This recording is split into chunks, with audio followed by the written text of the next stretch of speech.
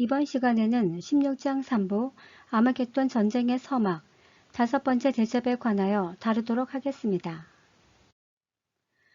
우리는 지난 시간에 첫 번째부터 네 번째 심판은 각 심판의 시작을 알리는 신호탄 역할을 하며 각 심판의 핵심은 5번째와 6번째 심판임을 다루었습니다. 따라서 7 대접의 핵심은 아마겟돈 전쟁입니다. 그렇기 때문에 5번째 대접은 아마겟돈 전쟁이 일어나는 배경이자 서막이 됩니다. 이제 계시록 16장 10절에서 11절 5번째 대접이 쏟아지는데 그 쏟은 장소가 짐승의 보좌라고 밝히고 있습니다. 문제는 왜 사단의 보좌가 아닌 짐승의 보좌에 쏟았을까요? 우리는 앞서 7 나팔 기간 중 첫 번째 나팔이 불릴 때 사단이 땅에 떨어져 3년 반 동안 두 증인과 성도를 탄압하다가 실패하자 5번째 나팔 때 무적행에서 짐승을 풀어주고 그에게 자신의 능력과 보좌와 큰 권세를 넘겨주었고 이때부터 짐승이 3년 반 동안 성도를 핍박하였음을 다뤘습니다. 그리고 7번째 나팔과 함께 교회가 휴거된 이후 7 대접 기간에도 여전히 보좌를 차지하고 있는 것은 첫째 짐승입니다. 따라서 5번째 대접 때 짐승의 보좌에 대접을 쏟게 된 것입니다. 그렇다면 짐승의 보좌가 상징하는 것은 무엇일까요? 일단 짐승의 보좌는 영적 표현이라고 본다면 실제 상황은 세상 권력을 움켜쥔 모습입니다. 여기서 영적 존재는 첫째 짐승이고 이 짐승이 임한 인간이 바로 적그리스도입니다. 따라서 이 실제 상황에 대해 무천연설은 로마 당시 정치 권력을 상징한다고 주장합니다. 전천연설은 재림 때 세상 나라의 권력을 움켜쥔 적그리스도의 모습을 표현한 것이라고 주장합니다. 그런데 여기서 세상 나라의 권력을 움켜쥐었다면 당연히 세상 나라가 적그리스도에게 부여한 공식 호칭과 그가 거하는 장소가 있을 것입니다. 이것을 바로 짐승의 보좌로 볼 수 있습니다. 그렇다면 그곳은 어디일까요?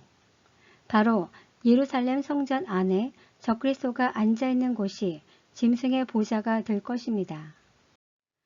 이와 관련된 대표적 증거 말씀이 데살로니가 후서 2장 4절 하나님의 성전에 앉아 자기를 하나님이라고 내세우니라. 다니엘 9장 27절 또 포악하여 가증한 것이 날개를 의지하여 설 것이며 마태복음 24장 15절 멸망에 가증한 것이 거룩한 곳에 서는 것을 보거든. 여기서 하나님의 성전과 거룩한 곳은 모두 예루살렘 성전을 지칭합니다.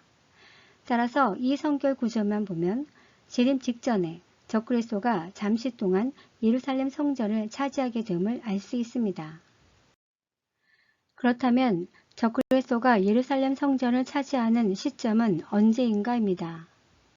그림에서 보듯이 5번째 나팔 때 짐승이 사단으로부터 보좌를 넘겨받는데 이것이 곧 예루살렘 성전을 차지하는 사건으로 볼 수 있습니다. 반면 사단은 전 3년 반 기간 동안 성도들에게는 핍박을 가함과 동시에 유대인들에게는 환심을 사는 행동을 하게 됩니다. 즉 구약에 계시된 메시아가 자신임을 증명하기 위해 유대인의 환심을 사는 행동을 하게 되는데 그중 핵심이 제3 예루살렘 성전 건축입니다. 이를 이해하려면 전체적인 큰 흐름을 볼 필요가 있습니다.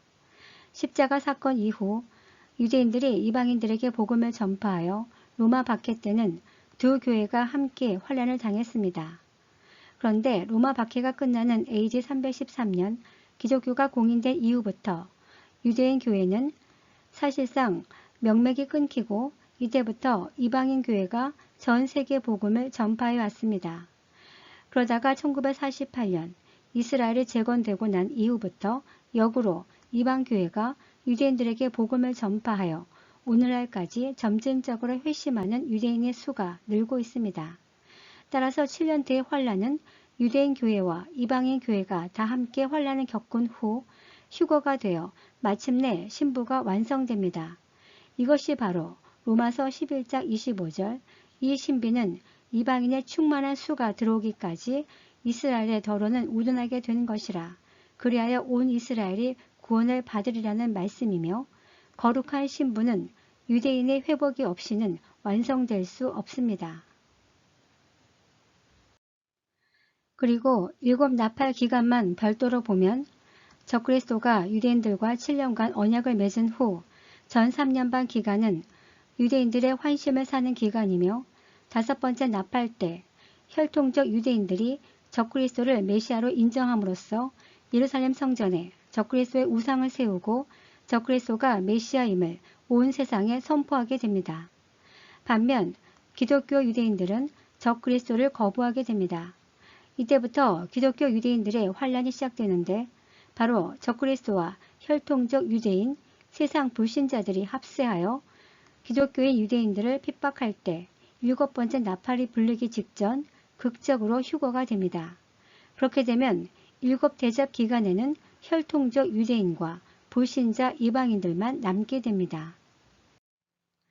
그렇다면 적그리스도는 어떻게 예루살렘 성전에 들어갈 수 있었을까요? 이 질문은 혈통적 유대인으로부터 어떻게 메시아로 인정받았는가 라는 질문과 동일합니다. 이를 이해하려면 유대인이 생각하는 메시아 조건을 살펴볼 필요가 있습니다. 먼저 다윗 왕과 솔로몬 왕을 잇는 유대인 혈통이어야 합니다. 이스라엘 왕으로 기름 부음을 받아야 하며 유대 민족을 이스라엘로 돌아오게 해야 합니다.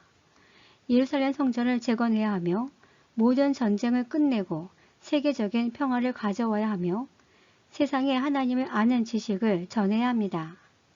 따라서 적그리스도는 최소한 다윗의 계보를 잇는 유대인 혈통을 가진 세계적인 정치 지도자임을 알 수 있습니다. 그래야만 남은 유대인들을 알리아시킬 수 있으며 제3 예루살렘 성전을 건축할 수 있으며 무엇보다 유대인과 전 세계인과 화합을 이루고 유대인이 믿는 하나님을 유일신으로 공포할 수 있게 됩니다. 바로 이 일을 행할 때 혈통적 유대인들이 그를 메시아로 인정하게 됩니다. 결국 첫 번째 나팔이 불리면서 본격적으로 사단은 3년 반 기간 동안 유대인의 환심을 사기 위한 모든 일을 완수하게 될 것이며 이를 본 유대인들은 그를 메시아로 인정하게 되어 5번째 나팔 때 적그리스도가 예루살렘 성전을 평화롭게 차지하게 됩니다. 따라서 이스라엘 중심으로 펼쳐지는 국제적인 흐름과 정세를 잘 살필 필요가 있습니다. 이렇게 예루살렘 성전을 차지했던 적그리스도가 5번째 대접 때 짐승의 보좌에 대접이 쏟아짐으로 인해 그 보좌에서 쫓겨나게 됩니다. 즉 짐승의 보좌에 대접을 쏟았다는 것은 짐승이 보좌에 더 이상 앉아 있을 수 없음을 함축적으로 표현합니다. 이런 영적인 표현은 곧 혈통적 유대인들에 의해 적그리스도가 예루살렘 성전에서 쫓겨나게 되었음을 의미합니다. 그렇다면 첫째 짐승은 왜 쫓겨나게 되는 걸까요? 교회가 휴거가 된 이후 이 땅에는 혈통적 유대인과 불신자 이방인만 남게 되며 여전히 첫째 짐승이 보좌를 차지하고 있습니다.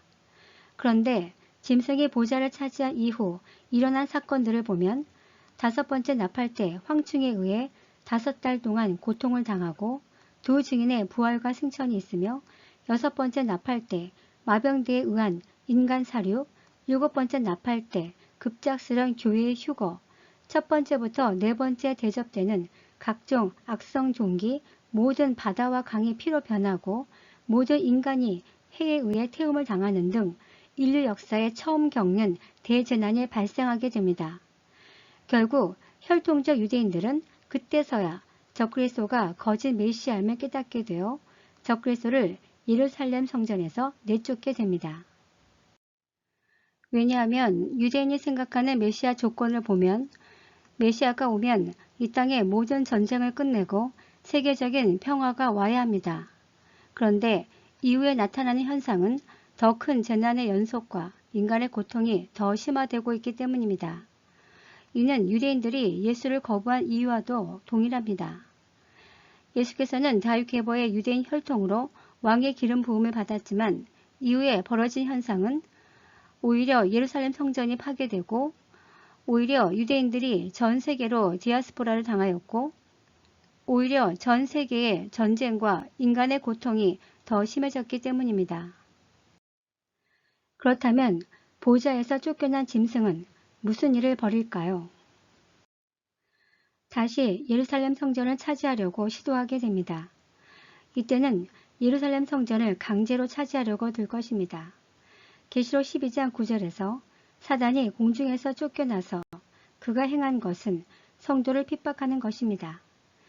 마찬가지로 예루살렘 성전에서 쫓겨난 적그리스도가 하는 일은 다시 예루살렘 성전을 차지하기 위해 만국을 동원하여 이스라엘을 상대로 전쟁을 일으키는데 그 전쟁이 바로 아마겟돈 전쟁이 됩니다.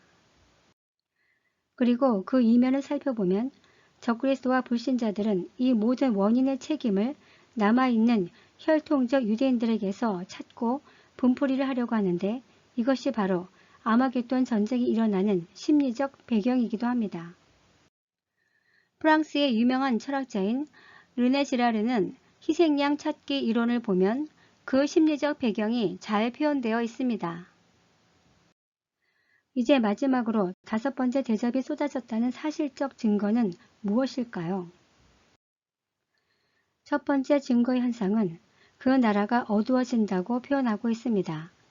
이에 대해 메가더 주석은 실제로 세상이 일시적으로 어둠에 휩싸이는 것을 의미한다고 주장하고 옥스퍼드 주석은 세상 권력의 급격한 쇠퇴를, 그랜드 주석은 인간의 고통을 상징한다고 주장합니다.